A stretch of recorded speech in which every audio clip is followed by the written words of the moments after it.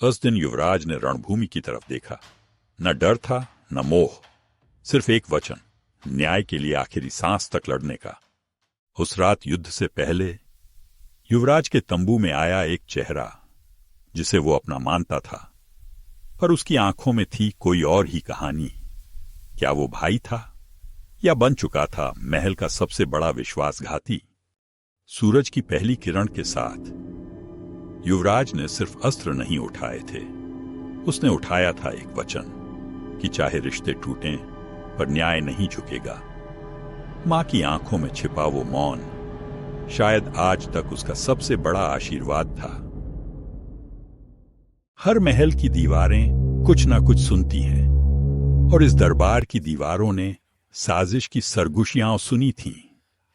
वजीर की निगाहें चुप थीं, पर उनका मन सब समझ रहा था, क्योंकि सच्चाई अब पर्दों के पीछे नहीं रहने वाली थी। कभी जिसे भाई कहकर सीने से लगाया था, आज वही अंधेरे में किसी और का साथ निभा रहा था।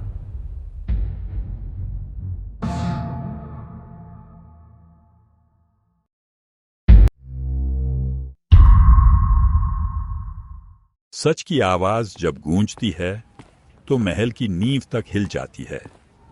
युवराज ने दरबार में सबके सामने रख दिया वो सच, जिसने एक भाई को गद्दार साबित किया और राजा को पिता से पहले न्यायप्रिय बनना पड़ा। अब फैसला नजदीक था और रणभूमि की ओर पहला कदम उठ चुका था। जब अपनों से लड़ाई हो तो तलवार से पहले जमीर जागता है। युवराज ने युद्ध का प्रण नहीं बल्कि न्याय का वचन लिया था। सूरज ढल रहा था, पर उसका प्रण एक नए युग की शुरुआत था। रणभूमि के द्वार पर कई योद्धा डरते हैं, पर आज कोई डर कर नहीं आया था। वो अकेला था, पर उसकी छाया पूरे राज्य के सम्मान से भारी थी। युवराज ने पहला कदम रखा और धरती ने भी कांपकर उसका स्वागत किया। आंखों में आग थी और दिल में वो घाव जो तलवार से नहीं विश्वासघात से लगे थे। ये सिर्फ युद्ध नहीं था, ये था न्याय का पल जो सदियों से टलता आया था। और फिर वो क्षण आया जब तलवारें बोलीं, अब फैसला रणभूमि में होगा। लेकिन हर कहानी में छिपा होता है एक रहस्य, और इस कहानी का सबसे बड़ा रहस्य था युवराज का अपना ही भाई, जिसे वो सबसे बड़ा साथी समझता था। वही आज उसकी सबसे बड़ी परीक्षा बन गया था।